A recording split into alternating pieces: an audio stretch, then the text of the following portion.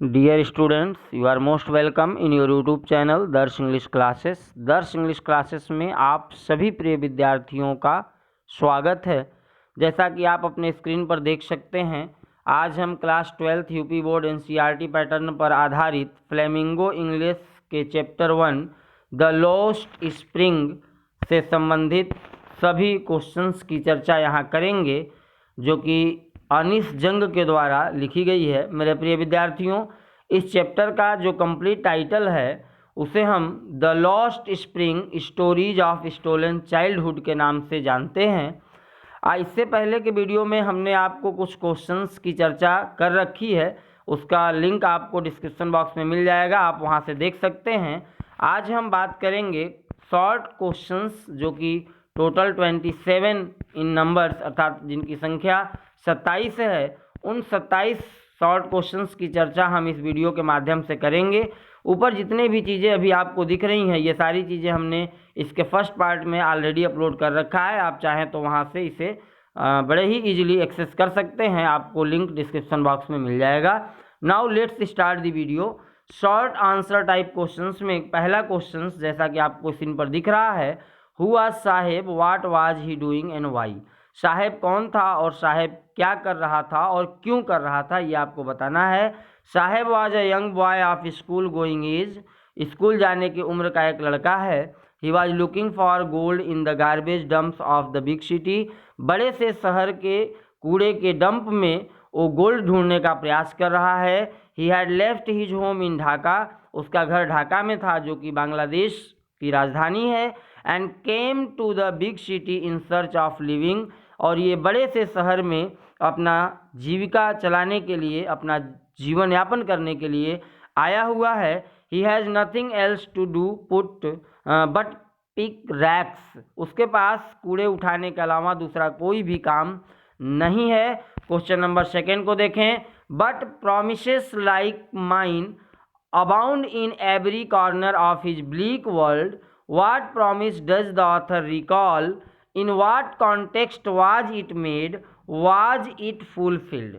यहाँ आपको ध्यान रखना है, बट प्रोमिसेस लाइक माइन, ये आथर कहता है कि मेरे जैसे लोग जो कि वादे कर देते हैं, abound in every corner of his bleak world, अर्थात उस लड़के के अंधकारपूर्ण जीवन में हर जगह भरा हुआ था। और ये प्रॉमिस कौन सा था जो आथर ने किया था, ये आपको बताना है। और ये प्रॉमिस किस कॉन्टेक्स्ट में किया गया था और क्या इसका फुलफिलमेंट हुआ, क्या इसे पूरा किया गया, ये सारी बातें आपको बतानी है। कि उस निराशपूर्ण संसार में, अर्थात उस बच्चे के जो निराशापूर्ण जो जीवन है, जो उसका संसार है, उस संसार में कौन सा प्रॉमिस आथर ने उससे किया, ये सारी बातें यहाँ आपको मैं बताऊंगा। आंसर की बात करते हैं। The author asked Saheb about going to school, जो लेखक है उसने साहेब से पूछा कि क्या तुम स्कूल जाते हो। Saheb explain that there was no school in his neighbourhood, Sahab ने जवाब दिया कि हमारे पड़ोस में कोई भी विद्यालय नहीं है। He promise to go to school when they built one, और साहेब ने ये वादा किया कि यदि उसके आसपास कोई विद्यालय बनाई जाती है तो वहाँ पढ़ने जरूर जाएगा। Half joking the author ask whether he would come in case she started one, joke करते हुए, मजाक करते हुए आथर ने उससे पूछा कि यदि वो कोई स्कूल स्टार्ट करती हैं तो क्या साहेब वहाँ पढ़ने जाएगा। Saheb smiled broadly and agreed to come, और वो जो साहेब लड़का है वो खुलकर के मुस्कुराया और उसने अपनी हामी भरी कि हाँ वो स्कूल जाएगा यदि उसके पड़ोस में कोई विद्यालय खोली गई। After a few days he ran up to the author and asked if the school was ready, कुछ दिनों के बाद ये जो साहेब, जो कि एक रैग पिकिंग बॉय है, ये गया और लेखिका के पास दौड़ के जाकर के उसने पूछा कि क्या उसके लिए कोई स्कूल ओपन हुआ, क्या कोई स्कूल तैयार हो चुका। द आथर फेल्ट इम्ब्रेस्ड, ये जो लेखिका है ये बहुत ही इम्ब्रेस्ड महसूस करती है, शर्मिंदगी महसूस करती है। She had made a promise that was not meant, उसने एक ऐसा वादा किया जिसका कोई मतलब नहीं था। क्वेश्चन नंबर 3 को देखते हैं। What is the meaning of Saheb's full name, साहब का जो फुल नेम है उसका मीनिंग क्या था, माफ करिएगा क्या है। डज ही नो इट, क्या वो जानता है। How does he conduct himself, और वो कैसे अपने आप को, यानी जो साहेब लड़का है वो कैसा व्यवहार करता है, ये आपको बताना है। हिज फुल नेम इज साहब आलम, साहेब का पूरा नाम जो है वो साहब आलम है। It means the Lord of universe, इसका मतलब होता है यूनिवर्स का मालिक। ही डजंट नो इट, वो इस बात को नहीं जानता है। इफ़ ही न्यू इट, यदि वो जानता, he would hardly believe it, तो मुश्किल से इस पे विश्वास कर पाता। He roams the streets barefoot without other rag pickers, with other rag pickers, ये जो लड़का है ये स्ट्रीट्स में, ये गलियों में बेयरफुट चला करता है, रोम करता है, अर्थात भ्रमण करता रहता है बाकी जो रैग पीकर्स हैं उनके साथ, कूड़े उठाने वाले जो लोग हैं उनके साथ। This army of barefoot boys appears in the morning and this appears at noon, ये सभी लड़के मॉर्निंग में, जो बेयरफुट की जो एक आर्मी है, अर्थात एक तरह से कह सकते हैं बहुत बड़ी एक झुंड है, उन बच्चों का जो बेयरफुट होते हैं, नंगे पांव होते हैं, ये मॉर्निंग में दिखते हैं और नून में ये डिसअपीयर हो जाते हैं, अर्थात गायब हो जाते हैं। How does the author focus on the perpetual state of poverty of the children not bearing footwear, ये जो बच्चे हैं जो कि फुटवियर नहीं पहनते हैं, इनके परपेचुअल स्टेट ऑफ पुअर्टी, अर्थात एक ऐसी गरीबी की अवस्था जो शाश्वत है, जो लगातार चलती आ रही है, इसके बारे में जो ऑथर है वो कैसे फोकस करता है, ये आपको बताना है। The author notices that the most of the young children engaged in rag picking are not bearing footwear, ये जो लेखिका है ये ध्यान देती है कि जो रैग पिकिंग करने वाले जो बॉयज़, जो गर्ल्स हैं, जनरली उसमें से लोग फुटवियर नहीं पहनते हैं, अर्थात नंगे पाँव होते हैं। Some of them don't have chappals, कुछ ऐसे भी लोग हैं, कुछ ऐसे ही बच्चे हैं जिनके चप्पल्स भी उनके पास नहीं हैं। Others wants to bear shoes, कुछ ऐसे हैं जो जूते पहनना चाहते हैं। Some say it is tradition to stay barefoot, कुछ लोगों का ये भी कहना है कि नंगे पाँव रहना एक परंपरा है। To the author it seems lack of money, लेकिन लेखिका के लिए ये बात उसे लगती है कि इनके पास पैसे का अभाव है, जिस वजह से ये बेयर फुटेड हैं। Poverty forces them to walk without footwear, और लेखिका का ये मानना है कि गरीबी इनको बाध्य कर रही है विदाउट फुटवियर चलने के लिए। क्वेश्चन नंबर 5 को देखें। Explain for children garbage has a meaning different from what it means to their parents, आपको ये एक्सप्लेन करना है, इस बात को आपको समझाना है कि ये जो बच्चे हैं इनके लिए गार्बेज का क्या मतलब था और इनके पेरेंट्स के लिए, इनके एल्डर्स के लिए गार्बेज का क्या मतलब था, ये आपको बताना है। मेरे प्रिय विद्यार्थियों, आप इस वीडियो के लास्ट तक जरूर बने रहें। यहाँ आपको टोटल 27 शॉर्ट क्वेश्चंस मिलेंगे और इन शॉर्ट क्वेश्चंस को आप बड़े ही इजीली यहाँ अंडरस्टैंड कर सकते हैं, और आप चाहें तो इसे राइट डाउन भी करते चलें, ताकि बोर्ड एग्जाम्स के दौरान आप सिर्फ इसे एक रिवीजन करके बड़े आसानी से अपना बना सकते हैं। और यदि आप इस चैनल पे नए हैं तो आप इस चैनल को लाइक सब्सक्राइब जरूर कर लें, ताकि हर वीडियो आप तक सबसे पहले पहुंच सके। मैं इस पर्टिकुलर चैनल के माध्यम से ये प्रयास करूंगा कि आपका सभी टॉपिक्स मैं कवर करा सकूं। ये मेरा निरंतर लगातार ये मेरा प्रयास जारी है। हम बात करते हैं क्वेश्चन नंबर 5 की। एक्सप्लेन कैसे करना है आपको, गार्बेज का मतलब बच्चों के लिए क्या था और उनके पेरेंट्स के लिए क्या था। Small children scrounge helps of garbage, they expect to get some coin note or valuable thing in it. जो स्मॉल चिल्ड्रेन थे, जो छोटे बच्चे थे, वो गार्बेज को उड़ेल दिया करते थे, अर्थात उसे तितर बितर कर देते थे इस खोज में कि उन्हें कोई क्वाइंस मिलेगा, उन्हें कोई नोट मिल जाएगा, या कोई वैल्यूएबल थिंग अर्थात कोई मूल्यवान वस्तु इस गार्बेज में मिलेगी।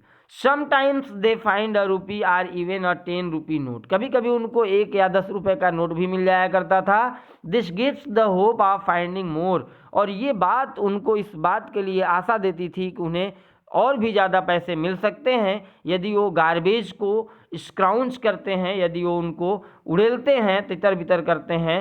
दे सर्च इट एक्साइटेडली, बहुत ही उत्तेजित होकर के गार्बेज में ये बच्चे नोट्स को खोजा करते थे।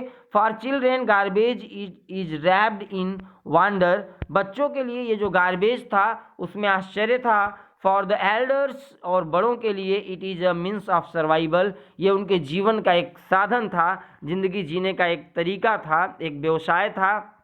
एक ऐसी युक्ति थी जिनसे उनका जीवन यापन होता था। Thus garbage has two different meanings, इस प्रकार से आप कह सकते हैं कि गार्बेज के दो अलग अलग मीनिंग्स, दो अलग अलग अर्थ थे, चिल्ड्रेन और एडल्ट्स के लिए, पेरेंट्स के लिए। क्वेश्चन नंबर 6 को देखें। Where does the author find Saheb one winter morning, what explanation does Saheb offer. एक दिन जो ऑथर है, जो लेखिका है, विंटर मॉर्निंग में वो कहाँ पाती है साहेब को, और क्या एक्सप्लेनेशन साहेब ऑफर करता है, देता है लेखिका को। The author find Saheb standing by fence gate of neighbourhood club. जो ऑथर है, जो लेखिका है, वो साहेब को एक दिन पास पड़ोस के क्लब के चार दीवारी के पास खड़ी पाती है। He is watching two young men, वो जो लड़का है साहेब, वो दो यंग मेन को देख रहा होता है। Dressed in white playing tennis, जो कि वाइट रंग के कपड़े में, पोशाक में है, और ये टेनिस खेल रहे थे। Saheb says that he likes the game, Saheb ये कहता है कि उसे गेम पसंद है। But he is content to watch it standing behind the fence, लेकिन वो फेंस के पास खड़े रह करके इसे देखने में भी संतुष्ट है।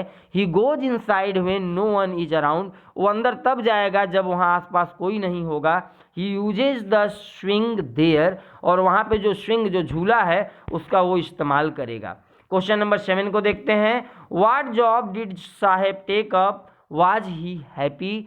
कौन सा जॉब, कौन सा नौकरी साहेब ने किया और क्या उस नौकरी करने में वो खुश था। साहेब टूक up the job eight the tea stall, साहब जो था वो टी स्टॉल पे एक नौकरी लेता है, करता है। But he was not happy with it, लेकिन वो खुश नहीं था। He was no longer his own master, क्योंकि अब वह अपना मालिक स्वयं नहीं था। His face had lost the carefree look, उसके जो फेस, उसके जो चेहरे पे जो कभी चिंता नहीं होती थी, आज उसके चेहरे पे चिंता दिख रही थी। Although he earned 800, even then he was not satisfied, यद्यपि वो 800 कमाता था, फिर भी वो सेटिस्फाइड नहीं था, संतुष्ट नहीं था। क्वेश्चन नंबर 8 को देखें। How has a dream come true for Saheb but what is out of his reach. कौन सा ड्रीम साहब का जो था वो किस तरीके से, how has a dream come true, उसका जो सपना था वो कैसे सच में बदला, और साहेब के लिए उसका जो ये सपना था ये कैसे उसके पहुंच से दूर था। ये आपको बताना है कि साहेब का जो ड्रीम था वो कैसे सही हुआ, कैसे सिद्ध हुआ, कैसे वो अपने ड्रीम को पा सका, और उसका जो ड्रीम था उसके पहुंच से कैसे दूर था। ये दो बातों का आंसर यहाँ आपको देना है। Answer, Saheb is bearing Saheb is bearing discarded tennis shoes. जो साहेब था वो किसी व्यक्ति के द्वारा जो टेनिस शूज होते हैं वो जब यूजलेस हो जाते हैं तो उनको छोड़ दिए जाते हैं, या जैसे सपोज करिए किसी जूते में यदि उसके सोल में छेद हो जाएं या डिस्टर्ब हो जाएं, तो जब लोग उसको यूजलेस समझ के फेंक देते हैं, तो उन जूतों को साहब ने पहना। One of them has a hole, आप यहाँ देख भी सकते हैं, हमने आपको बताया है एक ऐसा भी जूता था जो जिसमें कि होल हो चुका था, छेद हो चुका था। Saheb doesn't bother about the hole, Sahab को होल के बारे में कोई चिंता नहीं थी। For one who has walked bear foot, जो व्यक्ति बेयर फुट अर्थात जो नंगे पांव चला करता है, even shoes with the hole is a dream come true, उसके लिए एक ऐसा शूज, एक ऐसा जूता मिल जाना जिसमें कोई होल हो, वो भी उसके सपने को साकार करने जैसा है। But tennis the game he is watching so intently is out of his reach, लेकिन टेनिस जो था, जो टेनिस गेम था, वो उसके पहुंच से काफ़ी दूर था, जिसको बहुत ही इंटेंटली, बहुत ही घनिष्ठतापूर्वक देख रहा था, वॉच कर रहा था। ये सपना उसके सपने से दूर था। दो सपने उसने देखे थे मेरे प्रिय विद्यार्थियों। पहली सपना थी उसकी कि उसके पास जूते हों, तो जूता तो उसे मिल जाता है, ये सपना उसका पूरा हो जाता है। लेकिन दूसरा जो सपना था उसका कि वो टेनिस गेम खेलेगा, ये सपना उसके पहुंच से काफ़ी दूर था, उस सपने को पूरा नहीं कर पाता है। क्वेश्चन नंबर 9 को देखें। How does Saheb life change when he starts working at the tea stall, जब साहेब टी स्टॉल पर काम करना शुरू करता है तो उसका लाइफ कैसे बदल जाता है, ये आपको बताना है। Saheb now has a regular income, Saheb के पास अब एक नियमित आय, एक नियमित उसका जो इनकम कह सकते हैं, जो आय का स्रोत था, वो बन चुका था जब वो टी स्टॉल पे काम करने लगा। ही इज पेड 800 रुपीज़, उसे अब 800 रुपये मिलने लगे। एंड ऑल हीज मील्स, उसे 3 टाइम भोजन मिलने लगा। दस फूड इज नो प्रॉब्लम, अब उसके लिए भोजन की कोई समस्या नहीं थी। But his face has lost the carefree look, लेकिन उसके चेहरे से चिंता मुक्त जो भाव था वो कहीं गुम हो चुका था। The steel canister in his hand now seems a burden, उसके हाथ में जो एक स्टील का पीपा होता था, जो चाय का पात्र था, उसके लिए बर्डन के समान उसे लगता था। He is no longer his own master, अब वो अपना मास्टर नहीं था, अपना खुद का मालिक नहीं था। He may have to work for longer hours, उसे काफ़ी लंबे घंटों तक, अधिक समय तक उसे काम करना पड़ता था। The helplessness of doing things at his own will makes him sad, अर्थात अपने मन की चीज़ ना कर पाना उसे दुखित करता था। ये परिवर्तन था जब वो टी स्टॉल पे काम करना शुरू करता है। क्वेश्चन नंबर 10 को देखें। Who is Mukesh, what is his dream, why does it look like a mirage amid the dust. मेरे प्रिय विद्यार्थियों, ये जो यहाँ पे आपको एक वर्ड मिराज दिख रहा है, इसका मतलब होता है मरीचिका। आप जब गर्मी के दिनों में, जब घोर ग्रीष्म ऋतु होता है, उस समय जब आप रेगिस्तान पे जाएंगे तो आपको कहीं दूर, जब जहाँ तक आपकी दृष्टि जाएगी तो आपको ऐसा लगेगा जैसे वहाँ पे पानी है, बट रियल में जब आप वहाँ जाएंगे तो वहाँ आपको पानी नहीं नज़र आता है। दैट इज कॉल्ड मृग मरीचिका। तो ये चीज़ आपको ध्यान रखना है कि ये जो डस्ट है, अर्थात ये जो मुकेश है, मुकेश का ड्रीम क्या था और मुकेश कौन था, और ये जो उसका ड्रीम था उसके लिए मृग मरीचिका की तरह क्यों लगता था, ये आपको बताना है। Mukesh is the son of a poor bangle maker of Firozabad. Mukesh जो है वो फिरोजाबाद के चूड़ी बनाने वाले का लड़का है। Where every other family is engaged in making bangles, जहाँ प्रत्येक दूसरा परिवार चूड़ी बनाने के कार्य में लगा हुआ है। His poor father has failed to renovate his house or send his 2 sons to school.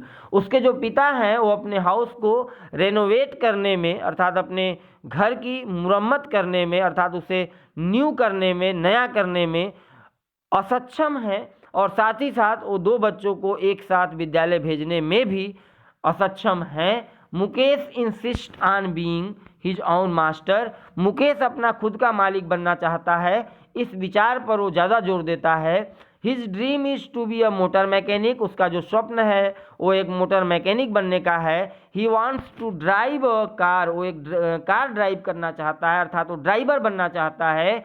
Given the conditions of existence his dream looks like a mirage amidst the dust, अर्थात उसके जो एग्जिस्टेंस की जो कंडीशन है, जिस अवस्था में अभी ये मुकेश रहता है, जिस परिवार में, उस परिवार के अकॉर्डिंग इसकी जो ड्रीम है वो एक मिराज के समान है, अर्थात वो एक मृग मरीचिका के समान है, जो कि रेगिस्तान में आप आराम से देख सकते हैं। क्वेश्चन नंबर 11 को देखें। What do you learn about Firozabad from this chapter. Firozabad के बारे में आप इस चैप्टर में क्या पढ़ते हैं ये आपको बताना है। Firozabad is famous for its glass bangles, Firozabad अपने कांच के बैंगल्स, चूड़ियों के लिए फेमस है। It is the centre of India's glass blowing industry, ये भारत का केंद्र है जहां ग्लास ब्लोविंग इंडस्ट्रीज स्थापित किए गए हैं। Families have spent generations working around furnaces welding glass making bangles for all woman in the land. यहाँ के जो फैमिलीज है, यहाँ के जो परिवार हैं, उनके पीढ़ी दर पीढ़ी ने, अर्थात कई पीढ़ियों ने फर्नेसेस के अराउंड, अर्थात भट्ठी के अराउंड कार्य करते हुए गुजारा था, जिसमें वो वेल्डिंग ग्लास करते थे, बैंगल्स बनाया करते थे महिलाओं के लिए। Every other family in Firozabad is engaged in making bangles, अर्थात प्रत्येक दूसरा परिवार यदि आप देखें तो फिरोजाबाद में चूड़ी बनाने में इंगेज था। क्वेश्चन नंबर 12 को देखें। Born in the caste of bangle makers they have seen nothing but bangles, where do they see bangles. मेरे प्रिय विद्यार्थियों, यहाँ जो ये स्टेटमेंट, जो टेक्स्ट आपको दिख रही है, ये आपके चैप्टर की टेक्स्ट है, जहाँ पे कही गई थी कि एक ऐसे परिवार में जन्म लेना जहाँ बैंगल मेकर्स रहते हों और बैंगल्स के अलावा कुछ भी ना देखना। वेयर डू दे, वे कहाँ हैं और ये बेंगल्स कहाँ देखते हैं ये आपको बताना है। Children like Mukesh are born in the caste of bangle makers. Mukesh के जैसे जो लड़के थे वो बेंगल मेकर्स के परिवार में जन्म लेने वाले थे। दे नो अदर वर्क, वो किसी दूसरे काम के लिए जाने नहीं जाते थे।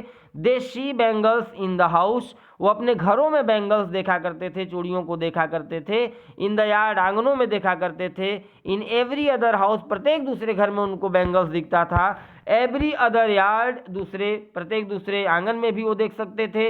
एवरी स्ट्रीट इन फिरोजाबाद, यहाँ तक कि फिरोजाबाद के प्रत्येक गली में आपको बेंगल्स दिख सकता है। The spirals of bangles lie in mounds in unkempt yards, और साथ ही साथ आप ये कह सकते हैं कि जो यार्ड होते थे वहाँ पे स्पायरल्स ऑफ बेंगल्स आप देख सकते थे, अर्थात वहाँ पे बंडल के बंडल, गट्ठे के गट्ठे रखे होते थे। They are piled on 4 wheeled hand carts, और साथ ही साथ जो बेंगल्स होते थे वो हैंड व्हील्ड पे, जो ऐसे जो यूं कह सकते हैं आप, जैसे रिक्शा आप देखे होंगे अपने आसपास में, रिक्शा जिस तरीके से हाथ से चलाई जाती है उस तरह के जो कार्ट होते थे, जो गाड़ियां होती थी, उन गाड़ियों पर भी बेंगल्स लदे होते थे।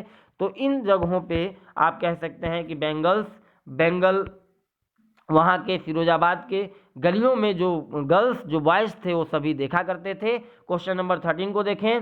What contrast do you notice between the colours of the bangles and atmosphere of the place where these bangles are made. आपको ये बताना है कि किस तरह से कंट्रास्ट, किस तरह का विरोध आप नोटिस देते हैं, आपको दिखता है कलर्स ऑफ बेंगल्स के कलर में और वहाँ के एटमॉस्फेयर में, अर्थात वहाँ के वातावरण में जहाँ पे ये चूड़ियाँ बनाई जाती हैं। The bangles are of every colour born out of the 7 colours of the rainbow अर्थात इंद्रधनुष के जो 7 कलर्स होते हैं, उन 7 कलर्स में जो भी कलर्स हैं उन सभी कलर्स के बेंगल्स वहाँ पे बनाई जाती है। These are sunny gold, paddy green, royal blue, pink and purple. Boys and girls work in dark hutments next to the flickering flames of oil lamp around the furnaces, blowing glass, welding and soldering it to make bangles। आपको पता है ये बात, हमने first video में आपको बता रखा है कि जो बॉयज़ गर्ल्स थे वो अंधकारपूर्ण झोपड़ियों में काम किया करते थे और उनके सामने एक टिमटिमाती हुई ऑयल लैंप्स हुआ करती थी जो कि फर्नेस के चारों ओर जला करती थी। वहाँ पे वेल्डिंग होता था, सोल्डरिंग होता था, वहाँ पे ब्लोइंग ग्लास होते थे, ये सारी चीज़ें वहाँ पे काम होता था। क्वेश्चन नंबर 14 को देखें। what are most of the Bengal makers ignorant of? What would happen if law were enforced strictly? जो बेंगल मेकर्स थे वो किन चीज़ों से इग्नोरेंट थे, किन चीज़ों से अज्ञान थे, क्या होता अगर इन चीज़ों को स्ट्रिक्टली बहुत ही स्ट्रिक्टली यानी कठोर रूप से, या यूं कह सकते हैं बहुत ही सहजता से अगर इन चीज़ों को इन्फोर्स्ड किया जाता, लागू किया जाता। Most of the bangle makers are ignorant of the fact that employing children in bangle making is illegal. बहुत सारे बेंगल मेकर्स थे जो इस बात से अज्ञान थे, इस बात से अनभिज्ञ थे कि बेंगल मेकिंग में चिल्ड्रेन को एम्प्लॉय करना, बच्चों को लगाना इलीगल है, गैर कानूनन है। This is a hazardous industry, ये एक जोखिमपूर्ण कारखाना है, एक खतरनाक कारखाना है। Many children become blind before reaching their adulthood, बहुत सारे बच्चे अपने वयस्क अवस्था में पहुंचने से पहले ही अंधे हो जाया करते थे।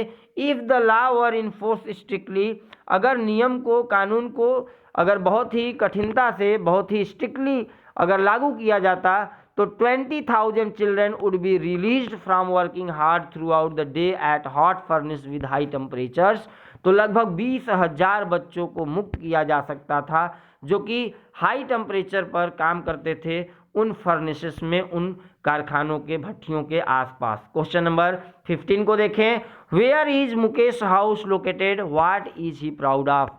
मुकेश का जो घर था वो कहाँ पर स्थित था और मुकेश को किस चीज़ का गर्व था, किस चीज़ का अभिमान था? Answer, Mukesh house is built in a slum area. Mukesh का जो घर था वो स्लम एरिया में सिचुएटेड था। The lens stink with garbage, जो वहाँ पे लैंक्स थे मेरे प्रिय विद्यार्थियों, लेंस का मतलब होता है तंग सड़कें, जो तंग सड़कें थीं उनमें स्टिंक होता था, अर्थात तेज बदबू उठता था गार्बेज से।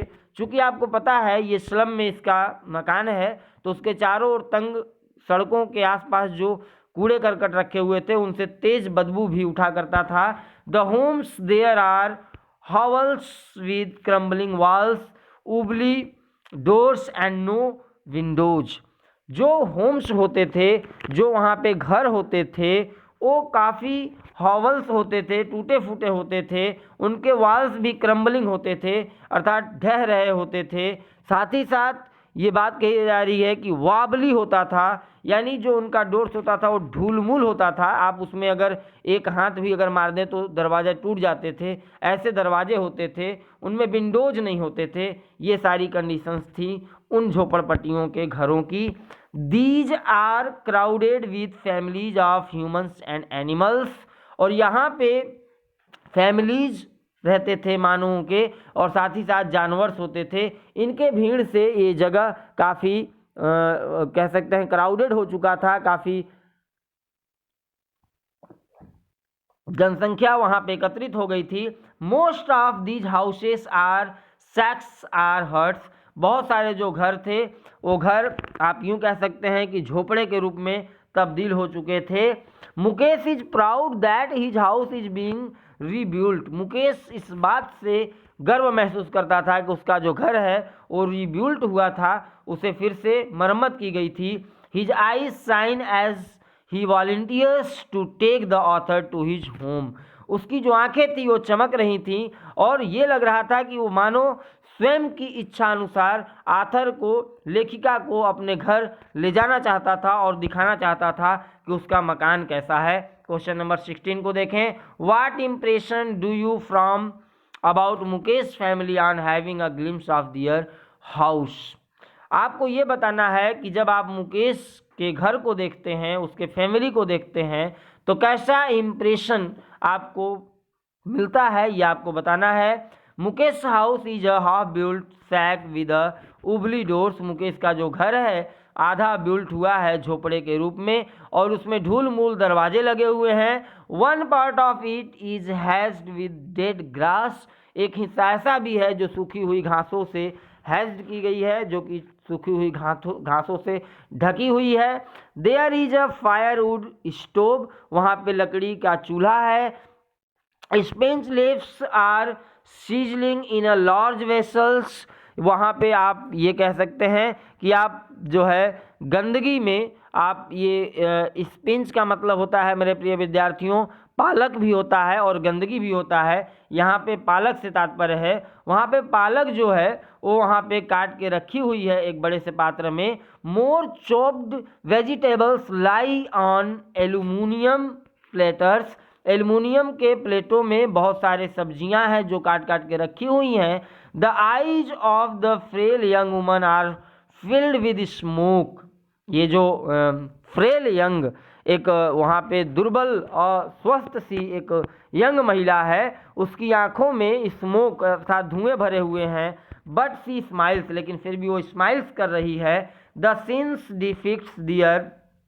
Depicts their grinding poverty but contentment with their lot, ये जो सीन है, ये जो दृश्य है, इस दृश्य में गरीबी जो कि उनका एक यूँ कह सकते हैं गरीबी में ये लोग जो पिस रहे हैं ये कंटेनमेंट हैं, इनमें संतुष्टि का भाव है, ये अपने भाग्य से संतुष्ट हैं। इतना सब कुछ होने के बाद भी उनके अंदर संतुष्टि दिख रही है, ये यहाँ पे बताने का प्रयास किया गया है।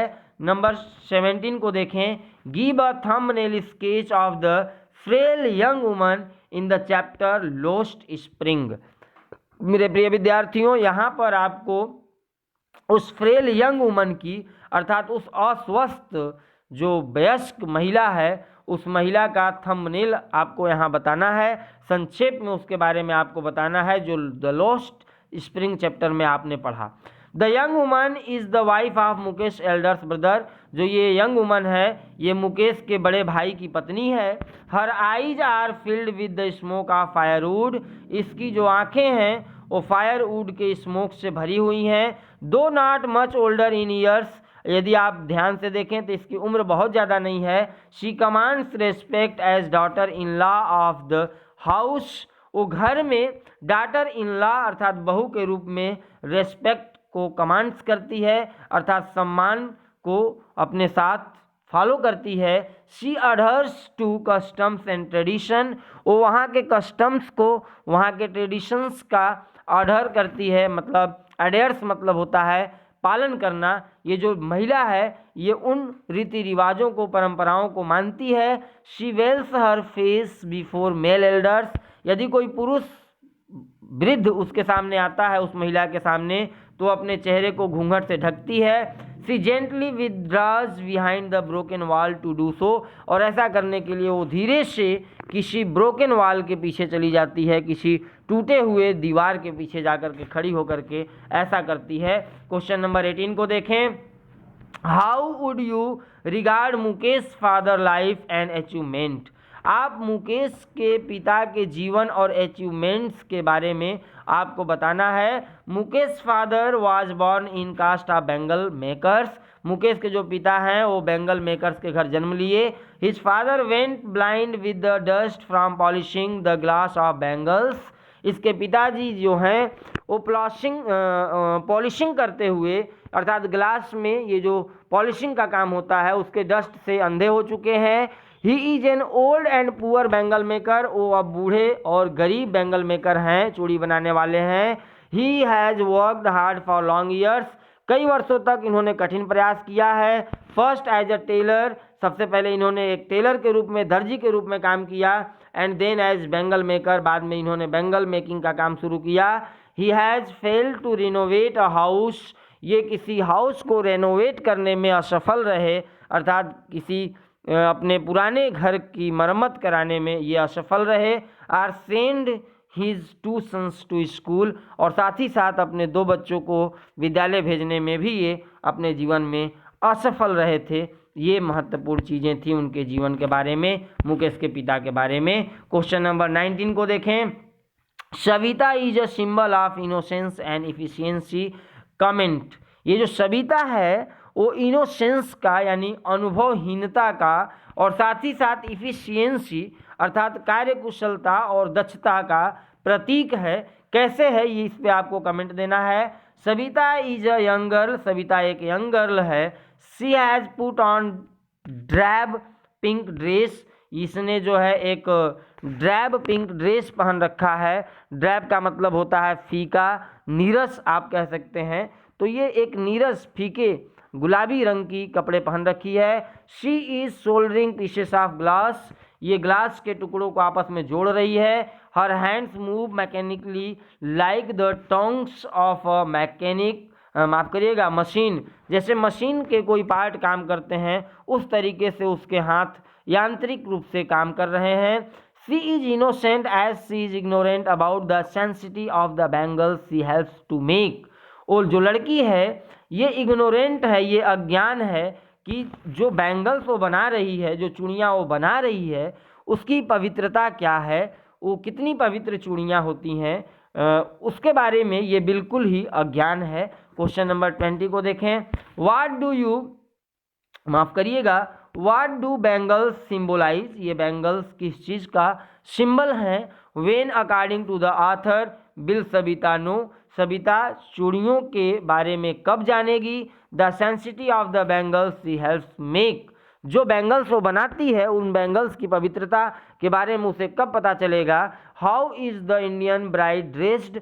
जो भारतीय दुल्हन होती है वो कैसे ड्रेस्ड करती है, कैसे पहनती है, क्या उस समय उनके शादी के दौरान कैसे यूज किए जाते हैं इन बैंगल्स को, इनके बारे में जो सविता है वो जानेगी। कैसे जानेगी आपको बताना है।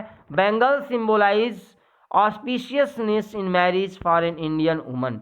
जो बैंगल्स होते हैं, जो चूड़ियाँ होते हैं, वो मैरिज में, वो शादी में भारतीय महिलाओं के लिए ऑस्पिशियसनेस हैं, अर्थात वो मांगलिकता को रिप्रेजेंट करती हैं, सौभाग्यशालीता को रिप्रेजेंट करती हैं, अर्थात सौभाग्यशाली होती हैं वो महिलाएं जो चूड़ियों को पहनती हैं। Savita will come to know the sanctity of bangles when she becomes a bride. जब वो एक दुल्हन बनेगी तब वो चूड़ियों की पवित्रता को जानेगी। The head of a bride is draped with a red veil. जो दुल्हन होती है उसका जो हेड होता है वो लाल रंग के घूंघट से ढका होता है। Her hands are dyed with red henna, और उनके हाथ जो होते हैं वो लाल रंग के मेहंदी से रंगे होते हैं। Red bangles are rolled on to her wrist. उनके कलाइयों पे लाल रंग का बैंगल्स चूड़ियाँ भी लगी होती हैं। ये होता है ब्राइड का स्पेशली ड्रेस पहनावा। क्वेश्चन नंबर 21 को देखें।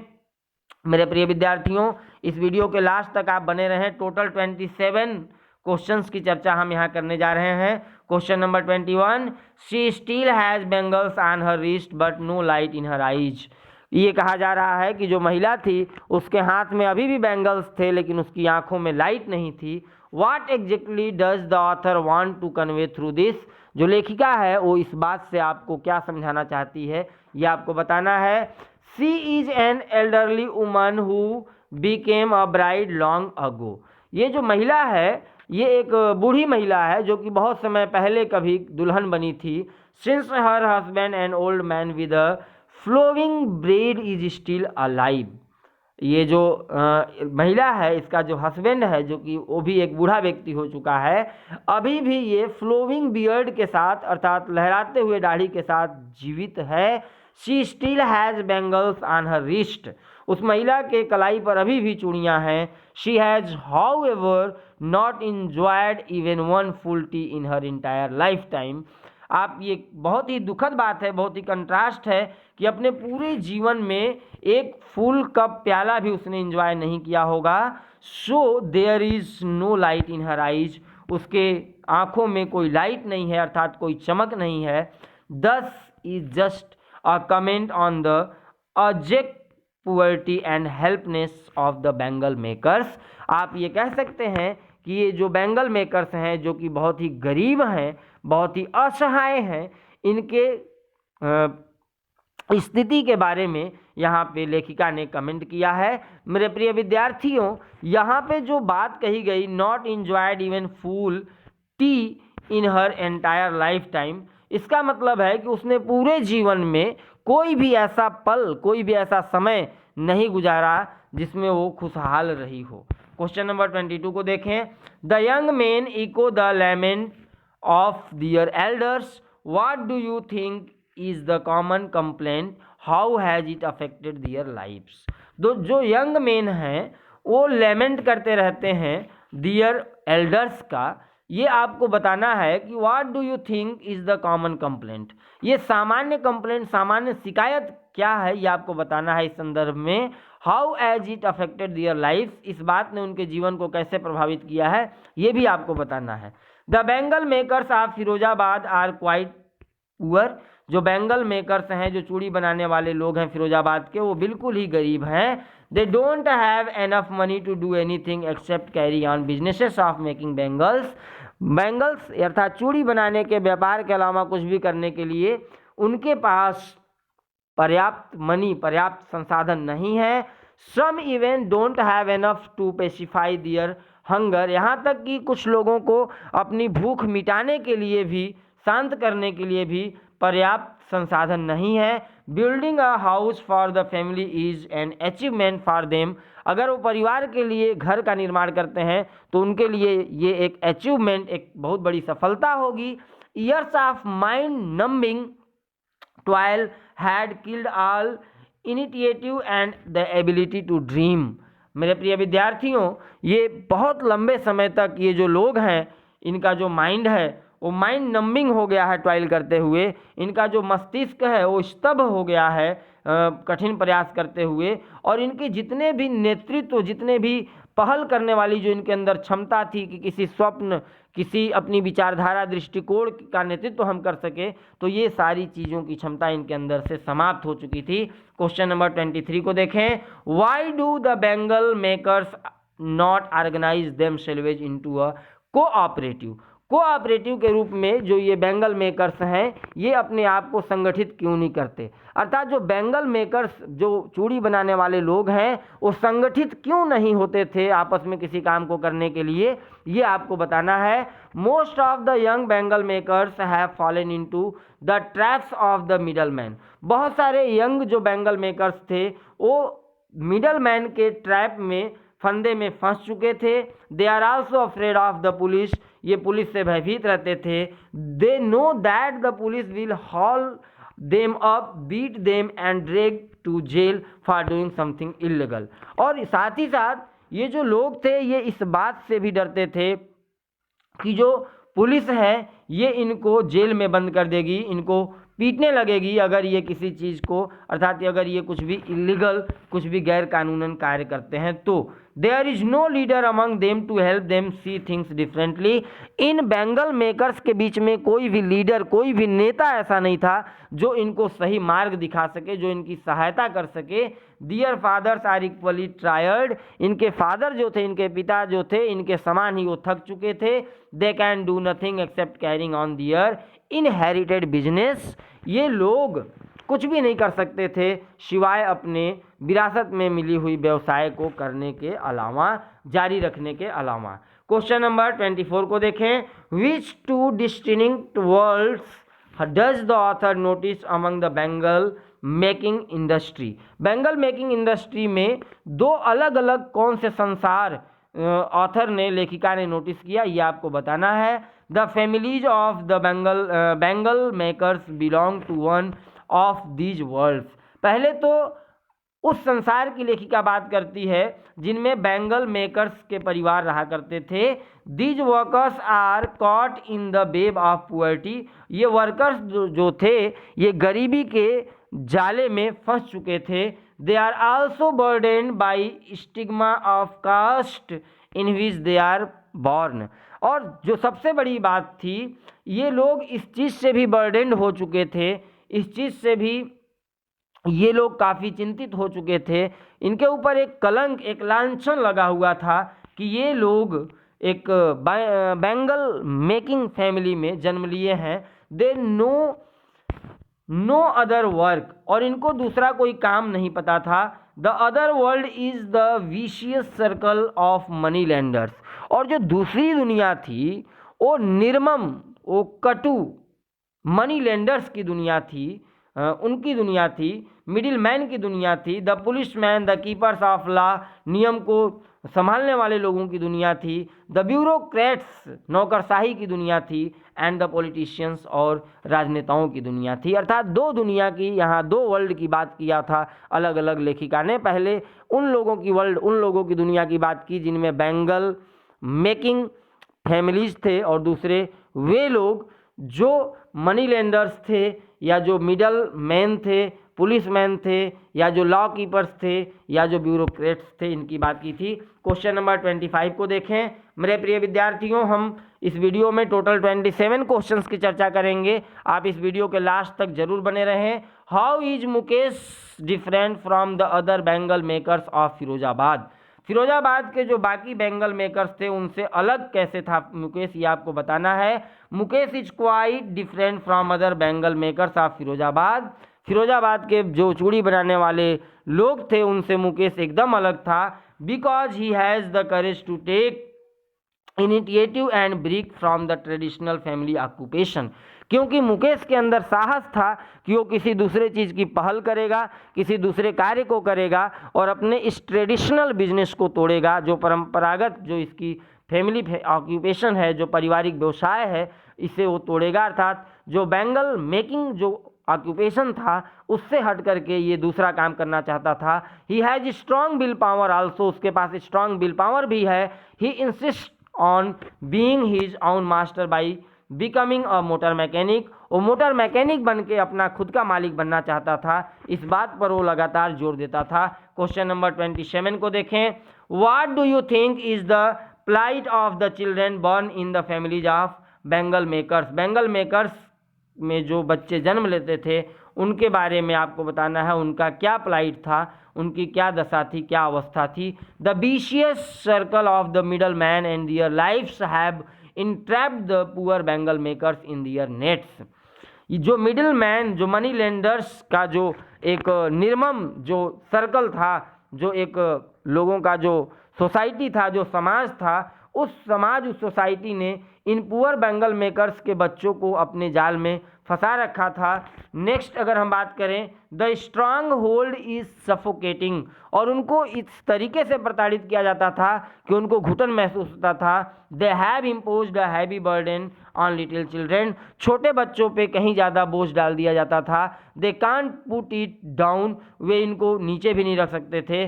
Before they are able to think they accept the baggage as natural as their fathers, इससे पहले कि वो कुछ सोच पाते, उससे पहले वो उस बोझ को स्वीकार कर लेते थे जो उनके पेरेंट्स, जो उनके फादर्स एक्सेप्ट किया करते थे। अर्थात उस व्यवसाय को ये अपना लेते थे, कुछ भी नहीं सोचते थे हमें क्या करना है, हमें क्या करना चाहिए, सिर्फ ये अपने पैतृक ऑक्यूपेशन को अपना लिया करते थे। क्वेश्चन नंबर 27 जो कि इस वीडियो का लास्ट क्वेश्चन होगा मेरे प्रिय विद्यार्थियों, what do you think is the theme of lost spring stories of stolen childhood, अर्थात खोया हुआ बसंत नाम से ये जो आपका टाइटल आपको मिला है, इस पर्टिकुलर टाइटल का थीम क्या है, इसकी सारांश क्या है, ये आपको बताना है।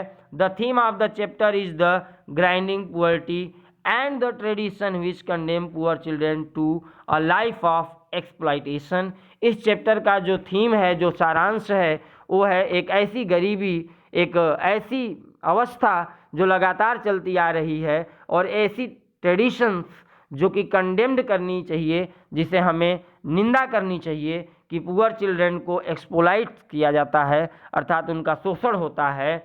The two stories taken together depict the plight of street children forced into labour early in life and denied the opportunity of schooling. यहाँ पे जो दो स्टोरीज जो यहाँ पे ली गई है, ये दो स्टोरीज इन जो कि स्ट्रीट चिल्ड्रन है, जो गलियों में रहने वाले बच्चे हैं, इन बच्चों के जीवन से संबंधित हैं, जो कि उनको अर्ली लाइफ में लेबर करने के लिए बाध्य करती हैं, और साथ ही साथ इनको स्कूलिंग के अपॉर्चुनिटी से डिनाइड करती हैं, अलग करती हैं। नेक्स्ट अगर हम बात करें, the consciousness of the society and the political class only adds to the sufferings of this poor people, अर्थात जो समाज में जो संपन्न लोग हैं और जो समाज में पॉलिटिकल लोग हैं, जो इनकी समस्याओं को सॉल्व कर सकते थे, वो लोग भी इनकी समस्याओं को बढ़ाया करते हैं। इनकी समस्याओं का उनके द्वारा कोई निराकरण नहीं किया जाता। मेरे प्रिय विद्यार्थियों, यदि आपको ये वीडियो पसंद आई हो तो आप इसे लाइक सब्सक्राइब जरूर करें। Thank you for watching my video. Thank you so much.